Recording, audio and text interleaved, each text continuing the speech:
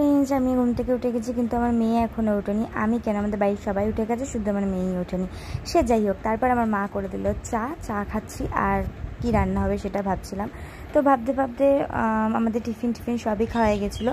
আসলে মেয়ের জন্য ভিডিওটা করা হয়নি। টিফিনের কারণটা হলো, আমার মেয়ে এত তাড়া দিচ্ছিলো আইসক্রিম খাওয়ার। আসলে টিফিনের আগে আইসক্রিমটা কিনে এনেছিল।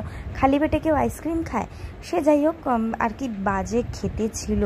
টিফিন করার পরে আইসক্রিমটা খেয়েছে। তারপরে যে বাবা মেয়ে কাজ পাচ্ছে না, মোবাইল দেখছিল। আর এদিকে আমাদের বাজার চলে এসেছিলো, ইলিশ মাছটা ছিল আর মায়ের আর আমার মায়ের জামাইয়ের, আর খাসির মাংসটা ছিল আমার আর আমার বাবার। আর আর এই যে চালটা দিয়ে আমি করব জাফরান পোলাও। আর এখানে আমার মা বাটাবাটি শুরু করে দিয়েছে। আর না, ভিডিও করতে পারিনি, ভুলে গেছিলাম রান্নার চাপে, মানে কী আর বলবো। আর এইখানে আমার মেয়েও খেতে বসে গেছে, বাড়ির সকলের খাওয়াই গেছে। আমি আর মা বসেছি, বললাম যে মানে কাজের চাপে ভুলেই গেছি।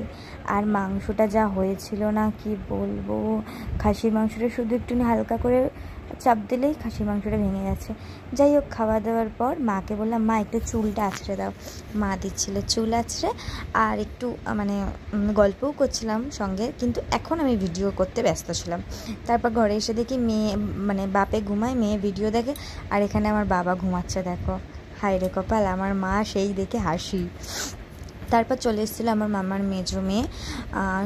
যেহেতু মেজো মেয়ে না, সবারই আসার কথা ছিল, কিন্তু সবার খাবারটা গরমে, ওরা কেউ আসবে না, তাই সবার খাবারটা আমি দিয়ে এসেছি। আর ও স্কুল থেকে এখানেই চলে এসছে, এসে এই যে খাচ্ছে। আর আমার মেয়ে লাগছে এখন ওর পেছনে।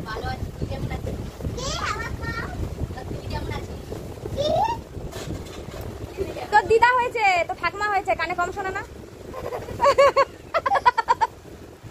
ও খুকি, ওই যে মিতুন খেয়েছে।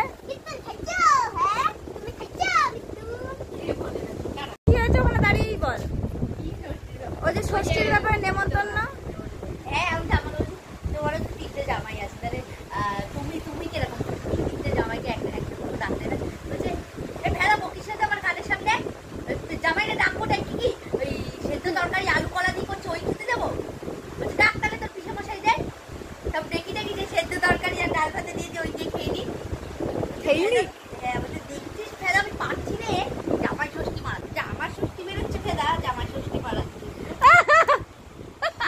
এই যে আমার বাবা এসছে, এখন নেবে পয়সা, তাই জন্য জিজ্ঞাসা করলো কি নেবো। তো আমি বললাম নে, কি কিনবি কিনে আন। তো এই যে বাবুও পয়সা দিচ্ছে শুনে, এখন যাবে ওই যে মিষ্টির দোকান সামনে, সেই দোকানটাতে।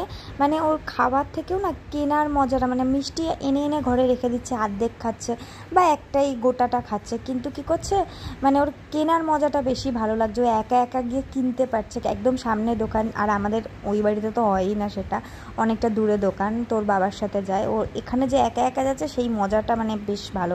যাই হোক, আমার জন্য কিনতে বলেছিলাম ছানার জিলিপি। আমার সবথেকে ফেভারিট যদি মিষ্টি হয় ছানার জিলিপি, কালো জাম, পান্তুয়া, গোলাপ জামুন, এই মিষ্টিগুলো আমার খুব ফেভারিট। আর আমি খুব মজা দিয়ে খাই, মুখ ভরে খাচ্ছি।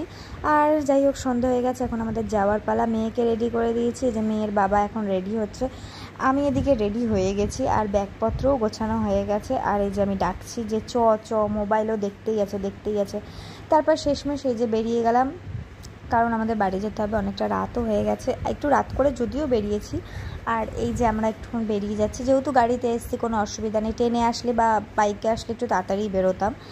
আর এখানে তো নিশ্চিন্ত, ঢুকে যাও গাড়ির মধ্যে, চালাবে সে সাবধান মতো আমাদের গাড়ি চালিয়ে নিয়ে যাবে, আমি জানি।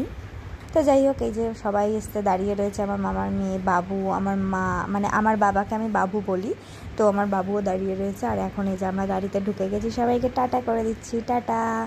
জামাই ষষ্ঠী এই বছরের জন্য শেষ, আবার দেখা হচ্ছে ওই বছর জামাই ষষ্ঠী, তার আগে অনেকবার আসবো। তো আমার ভিডিওটা আজকে এইটুকুই, টাটা।